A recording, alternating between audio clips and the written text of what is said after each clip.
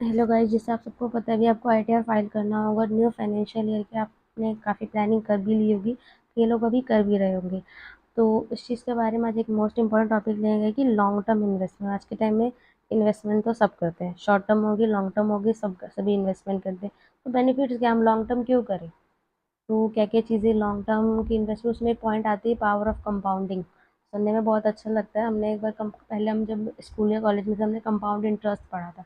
और जो हमें बैंक से सपोज जो इंटरेस्ट मिलता है, एक नॉर्मल एग्जांपल लेके चले, कंपाउंड इंटरेस्ट के जरिए जो है हमें वो इंटरेस्ट मिलता है। इसका मतलब क्या, इंटरेस्ट ऑन इंटरेस्ट मीन जो हमें इंटरेस्ट मिल रहा है, कुछ टाइम बाद हमें उस पैसे पर भी इंटरेस्ट मिलेगा। तो जो लॉन्ग टर्म इन्वेस्टमेंट होती है, उसकी एक बेस्ट चीज़ ये भी होती है कि वो कंपाउंडिंग इंटरेस्ट होता है। तो पावर ऑफ कंपाउंडिंग क्या होता है, बहुत जल्दी जल्दी वो बढ़ता है। मतलब सिंपल इंटरेस्ट के अकॉर्डिंगली वो बहुत जल्दी ग्रो होता है। और लॉन्ग टर्म की क्या क्या बेनिफिट्स है, वो आज हम पूरा डिटेल में डिस्कस करेंगे। तो hello guys, welcome to my YouTube channel.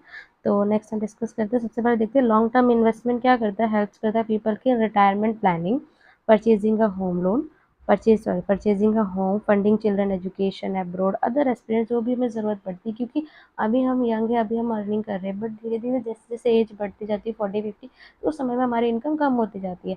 But उस समय में यही इन्वेस्टमेंट होते हैं जो हमने अपनी यंग एज में करी है धीरे धीरे करके, वो हमें उस समय में काम आती है। जैसे आप कॉमनली देखेंगे, हम फिक्स डिपॉजिट्स करवाते हैं, आज के टाइम में इंश्योरेंस लेते हैं। कुछ इंश्योरेंस ऐसे होते हैं जो हमें आगे जाके पैसे वापस देते हैं, हमारी लाइफ लाइफ को जो हमारी सिक्योर करते हैं। एक होता है आफ्टर डेथ, एक होता है बिफोर डेथ। जो हम लाइफ में अपनी जो इंश्योरेंस का अमाउंट और जो हमें मिलता है, जो ठीक है हमारी काफ़ी अच्छी इन्वेस्टमेंट होती है, वो हमें रिटर्न मिलता है। तो जब हमारी इनकम नहीं भी है या हम ओल्ड एज में आ गए हैं, तो उस समय वो हमारी हेल्प करती है। तो लॉन्ग इन्वेस्टमेंट क्या है?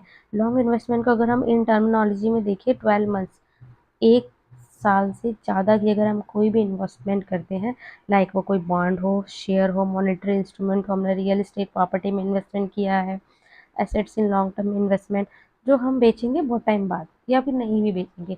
मोस्टली क्या होता है, लोग प्रॉपर्टी लेते हैं, ज्वेलरीज लेते हैं, तो उसको बेचते नहीं हैं।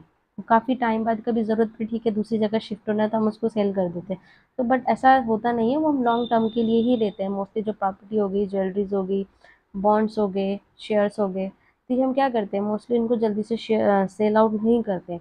तो ये होती है हमारी लॉन्ग टर्म इन्वेस्टमेंट। टर्मिनोलॉजी में देखिए, 12 महीने से ज़्यादा या 1 साल से ज़्यादा के हम कोई भी इन्वेस्टमेंट करते हैं तो। अब बेनिफिट्स क्या होता है, सबसे पहले तो हमारी कैपिटल एप्रिसिएशन। जो लॉन्ग टर्म इन्वेस्टमेंट होती है वो ओवर टाइम में क्या होती है, वो बढ़ती जाती है। और वो हम क्यों करते हैं, हम अपना रिटायरमेंट प्लान करते हैं, वेल्थ एक्यूमुलेशन करते हैं। आज हमारे पास पैसे बच रहे हैं, उसको हम इन्वेस्ट करें ताकि वो हमारे पास फ्यूचर में काम आए। और जो अच्छी लाइफ हम अभी अभी हम अच्छी लाइफ जी रहे हैं, तो आगे भी हम अच्छी लाइफ जिए, जब हमारे पास इनकम का कोई से रेगुलर इनकम का सोर्स ना हो। तो जो हमारी इन्वेस्टमेंट होती है वो उस टाइम पे हमारे रेगुलर इनकम हो जाती है।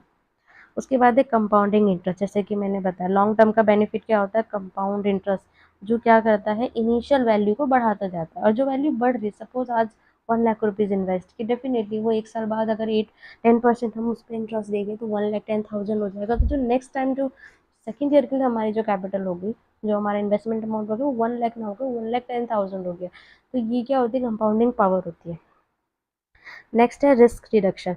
आपने सुना होगा, शेयर्स में पैसा लगाओ और भूल जाओ, ठीक है। आप स्टॉक मार्केट में लगाओ, म्यूचुअल फंड्स लगाओ, ये क्या लॉन्ग टर्म के हैं, क्या कहते हैं, वेट करिए। तो ये लॉन्ग टर्म की चीज़ें होती है। लॉन्ग टर्म में क्या होता है कि लॉन्ग टर्म में वो आपको रिटर्न्स देगा ही, ये फुल श्योर है। क्योंकि कई लोगों से आपने सुना होगा, लॉन्ग टर्म में तो आपके पास इनकम आ ही जाती है इन सब चीज़ों से। ये स्ट्रैटेजी होती है। लॉन्ग टर्म क्या करता है, रिस्क को रिड्यूस कर देता है, कम कर देता है। Investment in single stock diversify allows investment sector and assets classes further mitigation risk। तो लॉन्ग टर्म में क्या होता है, रिस्क कम हो जाते हैं। जैसे आपने सुना होगा म्यूचुअल फंड्स, तो इसमें क्या करते हैं लोग, मंथली मंथली इन्वेस्ट कर दिया। और आपने सुना भी होगा कि देखिए, लॉन्ग टर्म में तो कंपनी ग्रो होगी, आज वो गिर रही कल तो बढ़ेगी ही। तो ये चीज़ होती है लॉन्ग टर्म की पावर। तो रिस्क जो है काफ़ी कम हो जाता है। Tax benefits. टैक्स बेनिफिट्स क्या है कि long term investment often comes with a tax benefit, lower capital gain tax for the investment held over longer period. जब आप लॉन्ग टर्म इन्वेस्टमेंट करते हैं, जब आपको उस पर रिटर्न्स आते हैं, ठीक है, तो वहाँ पे जो आपका कैपिटल गेन का टैक्स होता है वो कम होता है। और रैदर कि जब आप शॉर्ट टर्म, अब जब आपने रमी सर्कल गेम्स वगैरह खेलते हैं तो उसमें कितना 30% का टैक्स होता है, क्योंकि वो शॉर्ट टर्म चीज़ें होती हैं। तो सबके अलग अलग जो रूल्स है, इसीलिए जो लॉन्ग टर्म इन्वेस्टमेंट करनी चाहिए। नेक्स्ट है फ्लेक्सिबिलिटी एंड कन्वीनियंस। फ्लेक्सिबिलिटी है, ईजी है, आप एंट्री एग्जिट ईजी होता है। कन्वीनियंस होता है, ईजी, जब आपका मन हो आप कर लीजिए। शॉर्ट टर्म का क्या होता है, आज अच्छे इंटरेस्ट, आज अच्छे रिटर्न्स मिल रहे हैं, आप आज ही कीजिए, तो ये होगी शॉर्ट टर्म, तुरंत कीजिए, इतने टाइम में निकाल लीजिए। तो ये सारी चीज़ें होती हैं। नेक्स्ट है रिड्यूस इन्वेस्टमेंट कॉस्ट। अब अगर आप रेगुलर लॉन्ग टर्म इन्वेस्टमेंट का एक बार कर दिया छोड़ दिया, तो उसकी इन्वेस्टमेंट कॉस्ट बार बार तो नहीं लगेगी, बट अगर कोई इन्वेस्टमेंट आप आज कर रहे हैं, हर महीने कर रहे हैं, तो डेफिनेटली उसकी जो हर चीज़ की एक इन्वेस्टमेंट की कॉस्ट होती है, फाइलिंग होती है, तो वो आपकी बार बार लगेगी। So every टाइम, जैसे हर बार अगर आप share, every time you buy and sell investment you pay the trading fees, अगर आप बार बार शेयर को सेल परचेज कर रहे हैं तो आपको हर बार फीस देनी होगी। आप एग्जिट कर रहे हैं तो आपको एग्जिट पे आपका टीडीएस कटेगा, तो ये चीज़ है। So more you jump in the higher you trading fees, जितनी बार आप अंदर बार करेंगे तो आपको क्या होगा, एक्स्ट्रा फीस लगेगी। The more as investment played a trading fees the less return they will keep. जब आप बार बार अपनी ट्रेडिंग की फीस पे करते रहेंगे तो वो फीस आपकी कहाँ से जाती है, जो आप ये सोचते हैं जो आपका गेन हो रहा है, तो जो प्रॉफिट हो रहा है उसी में से जा रही है, तो आपका प्रॉफिट क्या हो जाएगा, कम हो जाएगा। Remaining investment for the same for a number could help us keep these fees to minimum, make the most of your return। जब आप बहुत टाइम के लिए उसको लगा देते हैं, तब सपोज आप एक साल में 10 बार एग्जिट एंट्री कर रहे हैं, आपकी 10 बार फीस लगेगी। आप एक साल में एक बार कर रहे हो तो एक बार फीस लगेगी। तो इस चीज़ों का आपको ध्यान रखना होता है, तो यहाँ से आपको बेनिफिट होता है। सेवेंथ हम देखिए, लेस इमोशन ड्राइव डिसीजन। आपको बार बार डिसीजन नहीं लेने होते, एक बार आपने ले दिया ठीक है, आप बार बार इन आउट करेंगे तो आपको बार बार डिसीजन लेने पड़ेंगे, तो वो काफ़ी ज़्यादा प्रॉब्लमेटिक होता है, क्योंकि मार्केट फ्लक्चुएशन बहुत होती है, तो उसमें क्या होता है, आप कई बार आप इमोशन में डिसीजन ले लेते हैं, तो वो चीज़ प्रॉब्लमेटिक क्रिएट करती है। ऐसे कि आपने एक ही स्ट्रैटेजी बनाया, आप उसी पे स्टिक आउट रहेंगे, बार बार आपको स्ट्रैटेजी भी चेंज नहीं करनी पड़ेगी। नेक्स्ट है time for recovery. Long term investment bounce the back market downturns give the market corrections bears. Long term में क्या होता है, आपके पैसे को, मार्केट को रिकवरी के लिए टाइम टाइम प्रॉपर टाइम होता है। आपने कोई 5 ईयर्स के लगा दिए, मार्केट ऊपर होगी नीचे होगी, एक बार वो एक बराबर से भी चलेगी, बट आपकी शॉर्ट टर्म होगी, सपोज गिर गई मार्केट, तो आपको उसी समय लॉस हो जाएगा। बट अगर आपने लॉन्ग टर्म के लिए लगाया तो डेफिनेटली आज मार्केट गिरी है, कल तो उठेगी, तो वहाँ पे आपका रिकवरी हो जाती है। Peace of mind, long term में आपको पीस ऑफ माइंड होता है, क्यों, क्योंकि आपको लगातार मॉनिटरिंग करने की ज़रूरत नहीं है, आपको प्रॉपर डेली मार्केट के टाइम पे बैठना भी नहीं है। आपको ठीक है, आपने एक बार इन्वेस्टमेंट कर दिया, आप अपना काम कीजिए, ये आपकी साथ की इनकम आपकी जनरेट हो रही है। और इन्वेस्टर्स का क्या होता है, पीस ऑफ माइंड होता है, knowing of their investment at track achieving long term financial objective. तो लॉन्ग टर्म के ये भी बेनिफिट होते हैं कि आपको बार बार मॉनिटरिंग नहीं करना है, आपको बार बार मार्केट चेक नहीं करना है, आपको मार्केट की टाइमिंग का ध्यान भी नहीं रखना है। तो बस आपने फिक्स करा है, ठीक है मुझे इस समय पे इन्वेस्टमेंट करना, आपने कर दिया, फिनिश। अब आप उसको महीने में, 2 महीने में, 6 महीने में एक बार बस देखिए वो कितना ग्रो हो गया, तो इस चीज़ का। Next, when investment is long term there are several thing. जब आप लॉन्ग टर्म के लिए इन्वेस्टमेंट करेंगे तो फिर आपको कुछ चीज़ों का ध्यान रखना है, जिससे कि आपकी इन्वेस्टमेंट सक्सेसफुल हो। तो क्या करना है, is it's essential to have a clear understanding of your financial goal. It will have determine appropriate asset location and investment strategy। अब ऐसा भी नहीं है कि आप एक ही जगह पे, एक ही सपोज एक ही शेयर में या एक ही म्यूचुअल फंड में सारा पैसा लगा दीजिए, नहीं, कभी ऐसा नहीं करना चाहिए।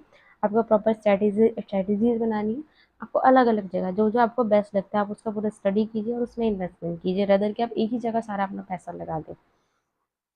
उसके बाद है कल्टिवेटेड या diversified portfolio to mitigate risk and optimize potential returns. आपको अपना पोर्टफोलियो डाइवर्सिफाई करना है, फिर भी आपको बीच में कभी लगता है चल रहा, तो आप उसको चेंज कीजिए और अपने पोर्टफोलियो को ध्यान रखिए, प्रॉपर एक स्ट्रेटेजीज बनाइए, रिसर्च कीजिए, चेक कीजिए।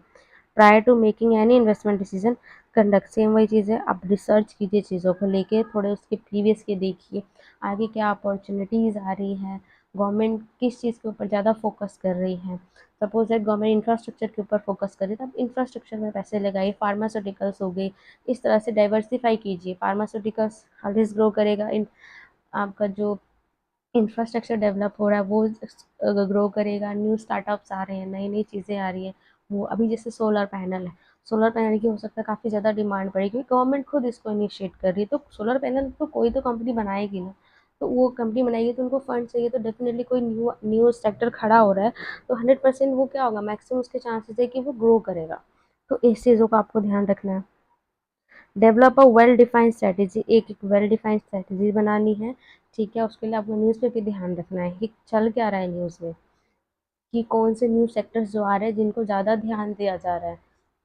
तो इस चीज़ों को आपको जो है ध्यान रखना है। इससे क्या होगा, आपकी काफ़ी अच्छी, इससे आपकी काफ़ी अच्छी स्ट्रैटेजीज बनेगी। तो इन सारी चीज़ों को आपको मार्केट को एनालिसिस करके तब आप अपनी एक प्रॉपर स्ट्रैटेजी बनाइए, एक पोर्टफोलियो रेडी कीजिए और वहाँ इन्वेस्टमेंट कीजिए।